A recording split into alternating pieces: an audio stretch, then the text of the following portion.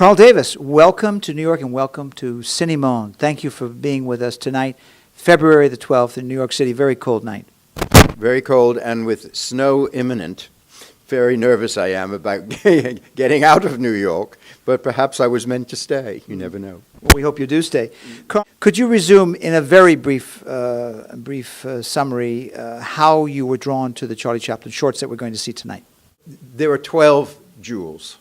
They each are wonderful. It's the first time Charlie had complete creative control over his work. He had a year to do 12, but it took him 18 months.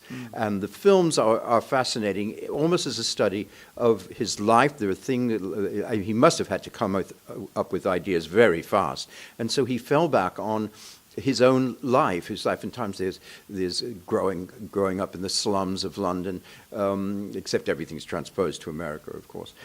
There's making the ocean crossing in The Immigrant. There's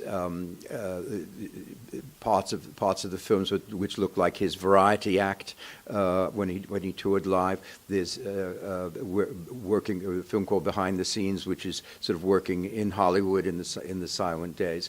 And so there's all these quotes from his own life, which make it a kind of miniature autobiography. So there's that aspect to it. In terms of his development, as a filmmaker, you sense that as well. The first films in the group are very heavy on plot, though of course he's very funny in them and so on. You're very good. Then there's a sort of middle group, in which plot is sort of discarded completely, and it's just a sequence of scenes, that are held together, very loosely, and just scenes and jokes. When you finally get to the last 4 or 5.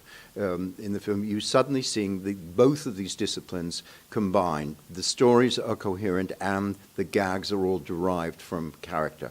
And you have masterpieces like Easy Street, The Immigrant, The Adventurer, The Cure is absolutely wonderful. And so you see that really by the time he actually had gotten to film number 12, he was ready to go out in the world and, begin to make features. As a composer, what inspired you, or how were your references found? Because for the musical compositions you did for these 12 films, because each of them, I've seen them all, and each of them is very different, and yet there thematically, artistically, there's a theme through all of them, and yet they vary. There's vaudeville, there's ragtime, there's great concerto music. The question is, how do you do it? My work on the silent film is done from a position of respect. I don't really like to think of them as vehicles for myself. And so if you think about Charlie's own time, just as you've rattled off a list of styles and venues and so on, that is true. I look to the music of the first years of the 20th century when Charlie was a vaudeville star, the American word for it, in himself, and surrounded with singers, dancers, acrobats, all sorts of people, and he just sort of picked up on all that. And so I like to think that in his own taste, he kind of belongs to that era, even though when you get to 1930 and when he made the film City Lights and had a chance to record his score, I regard that as my Bible, because there you get a sense of what he wanted. And it is really very period, except for a scene in a nightclub when it sort of gets a little bit jazzy, but it's very strange. But in the main, it is very pre-World War I, the music of his childhood and growing up.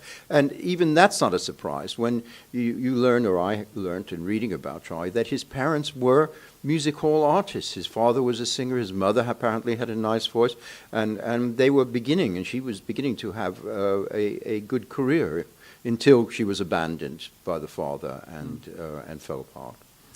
One last personal question before we move on to the program itself tonight, and people are anxious to see what we have to offer them.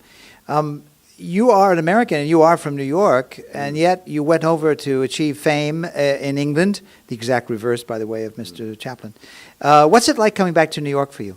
Oh, it's thrilling and moving, but I'm always waiting for the call. What is it that's going to make me say, I want to come back? And I still haven't had it yet. Okay. Well, we're glad you answered my call, and we're glad you're at Cinema. Thanks for being with us. And thank you. Lovely being here, Jerry.